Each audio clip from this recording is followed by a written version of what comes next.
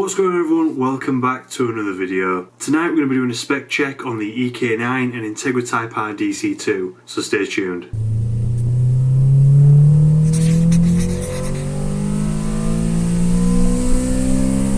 So welcome back to the channel everyone, thank you very much for tuning in. If this is your first time tuning into the channel, then please hit subscribe and hit the bell so you get notified of future uploads. If things like this are something that you're interested in, you know, 90s, noughties, JDM, legends basically. And like I mentioned, in this video we're going to be looking at the 98 spec Integra Type R Dc2 and the Ek9 Honda Civic Type R. So I'm going to be going through the specification differences. Obviously we can all see the aesthetic differences on these two particular cars, but these two cars do have a lot in common, believe it or not, and we'll go into the differences specifically throughout this video so that you're a little bit more educated if that's something you wanted to find out. And in addition to that, if you know anybody who wanted to find out the differences or is interested in these particular cars, then please consider sharing this video with them. Starting then from the ground up, both cars are seam welded chassis, so we'll cover that first of all. That's a similarity between the two, but the tyres were actually improved upon on the 98 spec Dc2 from the 195/55 R15s that the Ek9 kept throughout its full range, if you like, throughout its full production range, whereas the 98 spec Dc2 moved up to that to a 215/45 R16. Also, they both share the same brake system, a 282mm up front versus the old 262 that was on the front of the Dc2 96 spec, and a 260mm rear discs. And if you want more information on the Dc2 96 spec to 98 spec, then please check out the previous video. But they both shared the same brakes on the 98 spec Dc2 and the Ek9. They both had a 1-inch brake master cylinder and both braked very well, and given the very similar weights, which we'll touch on in a little bit, I would say that the Integra Type R would probably hold the advantage given the extra tyre contact patch that the 215/45/16 tyre would give it. Suspension then, the suspension geometry was very similar between the two cars. In fact, only the upper control arm and lower control arm in the front suspension really differed enough to make a difference. But with the suspension geometry being very similar, it's easy then to compare spring rates. The spring rates of the Dc2 Integra Type R were 4.5 kg/mm up front and 4.5 kg/mm in the rear axle. Respectively, in the Ek9 it was 4.3 kg/mm up front and 4.2 kg/mm in the rear. The anti-roll bars though tell a slightly different story,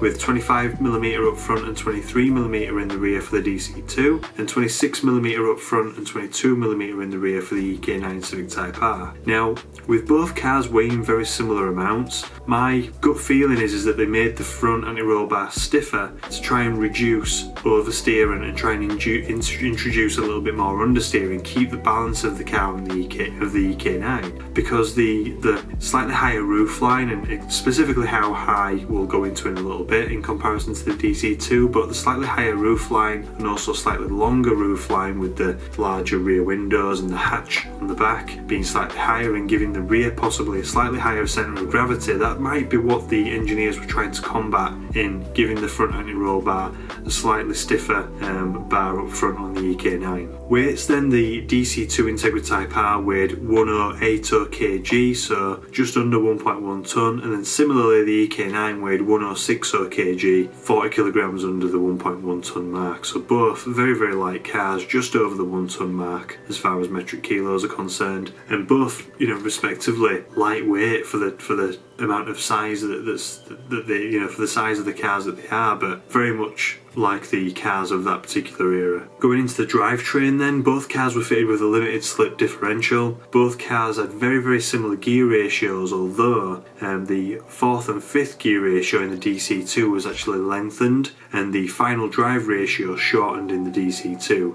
giving it better acceleration through 1st to 3rd and a very similar top speed to what it would have done without that shorter final drive ratio by lengthening the 4th and 5th gear ratio. That, along with its extra power, being at a 1.8 versus the 1.6 in the Honda Civic, 197 horsepower versus 182 horsepower respectively, and slightly more torque in the Dc2, that accumulated to be a 0.7 second quicker quarter mile. The Ek9 hitting a quarter mile at 15.9 seconds versus the DC2 hitting a quarter mile at 15.2 seconds, which actually kept the DC2 slightly ahead of the newer iterations of the Civic Type R at 15.4 seconds for both the EP3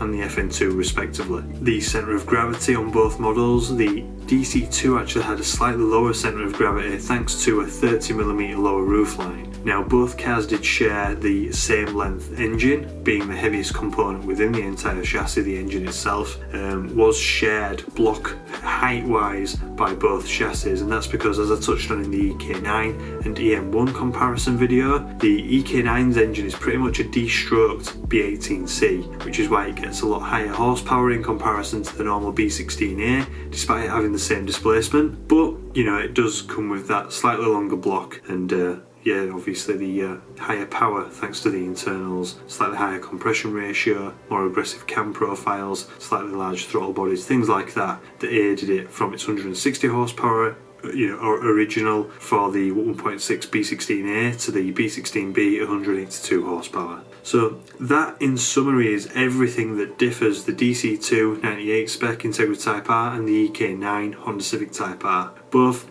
legends from that era, both appreciating ridiculously now in value, both very lightweight, top handling cars, and the DC2 has always been renowned as being one of the best handling front wheel drive cars. And it stands to reason with just how similar the Civic Type R is, the Ek9 Civic Type R that is, it stands to reason that that car would handle very, very similarly and be just as fun and rewarding to drive. So I hope you found this video interesting. Again, if you know anybody who's interested in finding out the specification differences between these two cars, then please consider sharing this video with them. If you found it useful, give us a thumbs up. If you haven't already, subscribe and hit the bell so you get notified of future uploads and videos like this, and I'll catch you in the next one.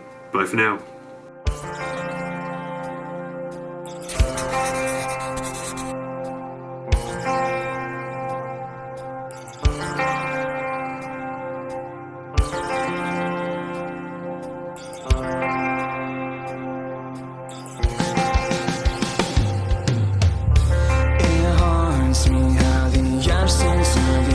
Makes the night